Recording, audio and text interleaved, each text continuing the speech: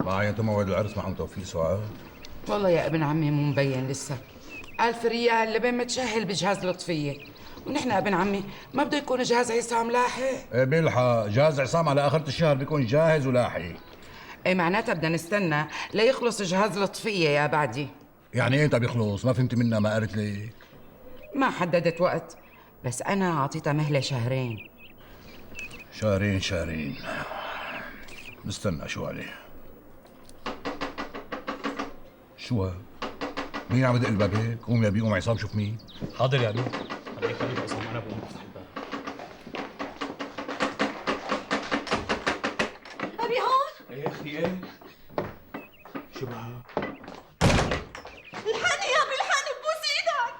شوفي لك ابي خير ان شاء الله. شوفي متخانق هو وجماعة مشان طير حمام، وجماعة هجموا على البيت بالسكاكين، وأنا ما عرفت كيف دبرت حالي وطلعت يا أبي. الله يوفقك. ولك ما حله يفهم جوزك انه الشغله ما بيجي منك غير وجع براس والمشاكل. ما حله يفهم. اشهد ان لا اله الا الله. روح هيك قلتي.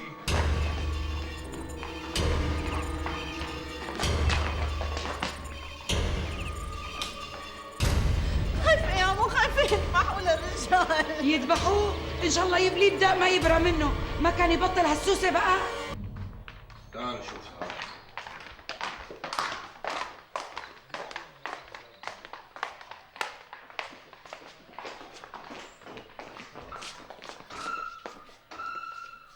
دخيلك قل لي وين الولاد؟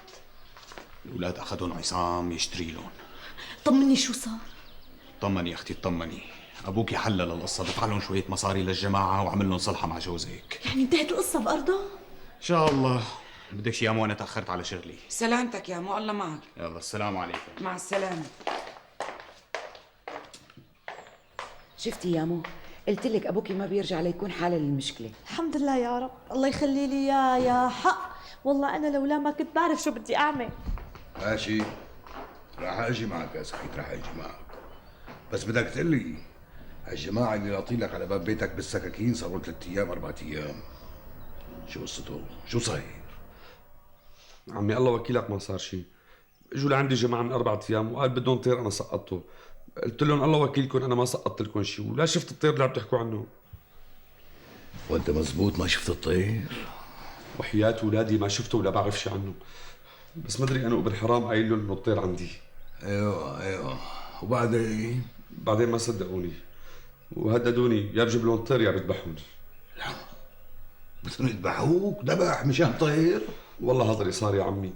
حلفت لهم بولادي وبالمصحف وبرب العباد وما كانوا يصدقوا. ولك ما راح يصدقوك، ما راح يصدقوك لانك حميماتي وعم تحلف لحميماتي. لك انت ما تستحي على دمك، ما بدك تزق على حالك بقى. لك انا شوي زعران يدق الباب على حرمتك واولادك. لك عمي شايف لوين وصلتنا؟ انت شايف؟ يعني لو ما لحقتك كنت انت يا شخدت لك شي واحد، يا اما هن شخدوك على باب بيتك.